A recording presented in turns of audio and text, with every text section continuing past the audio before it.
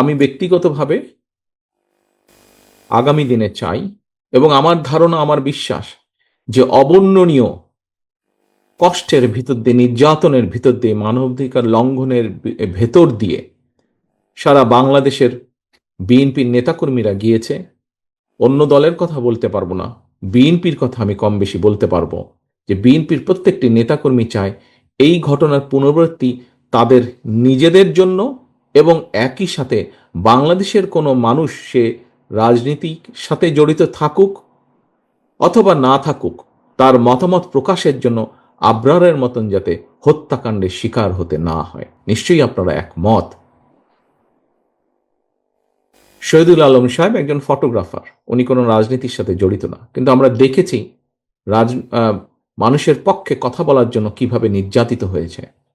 একটি রাজনৈতিক দলের সদস্য হিসাবে আমরা দেখতে চাই না আগামী দিনে এরকম ঘটনা বাংলাদেশে ঘটুক। হতে পারে সে ভিন্ন মতের মানুষ, কিন্তু কোনো মানুষের সাথে এই মানবাধিকার লঙ্ঘনের ঘটনা আর না ঘটুক, এটি আমরা চাই, আমি চাই, আমার বিশ্বাস আপনারা সকলেই চান, তাই নয় কি প্রিয় সহকর্মীবৃন্দ?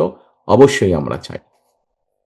আসুন এবার সহকর্মীবৃন্দ, আজকে আপনারা সারাদিন নর্মালি আমরা যে সাংগঠনিক সভা, সাংগঠনিক সম্মেলন বা সাংগঠনিক মিটিং আমরা করি, একত্রিত হই, সাংগঠনিক বিষয়ে আলোচনা করি। আজকে আমরা আলোচনা করেছি কতগুলো ভিন্ন বিষয়। আপনাদের প্রত্যেকের হাতে একটা ফোল্ডার দেওয়া হয়েছে। এই ফোল্ডারে 8টি বিষয় আপনাদের কাছে আছে, এবং ফোল্ডারের উপরে লেখা আছে, মঞ্চের আশেপাশেও স্লোগান লেখা আছে, দেশ গড়ার পরিকল্পনা।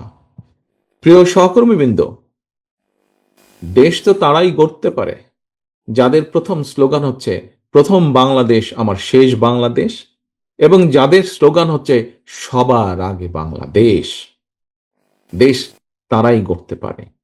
প্রিয় সহকর্মীবৃন্দ, এই দেশ আপনি যদি ফ্যাক্টস, ফিগার, হিস্ট্রি যাই বিবেচনা করেন না কেন, এই বাংলাদেশ স্বাধীনতার পরে বিভিন্ন সময় বিভিন্ন দল পরিচালনা করেছে, কিন্তু বাংলাদেশের মানুষের অর্থনৈতিক ভাগ্যের উন্নয়ন হয়েছে, উন্নয়ন ঘটেছে, বাংলাদেশের শিক্ষা ব্যবস্থার উন্নয়ন ঘটেছে, বাংলাদেশের মানুষের কর্মসংস্থানের ব্যাপকতা বেড়েছে, পরিধি বেড়েছে দেশে এবং বিদেশে, বাংলাদেশের মানুষের স্বাস্থ্য সুবিধা একটু হলেও বৃদ্ধি পেয়েছে দেশের মানুষের পক্ষে।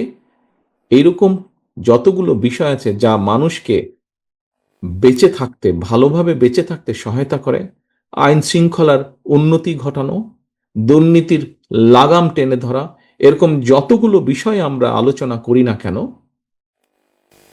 দেশের বিভিন্ন সীমাবদ্ধতা বা লিমিটেশনের মধ্যেও একমাত্র বাংলাদেশি জাতীয়তাবাদ দল প্রত্যেকটি ক্ষেত্রে প্রমাণ করে দেখাতে পারবে যে এই দল দেশের জন্য, দেশের মানুষের জন্য সব সময় কাজ করেছে, এবং প্রত্যেকটি ক্ষেত্রে তারা অবদান রেখেছে।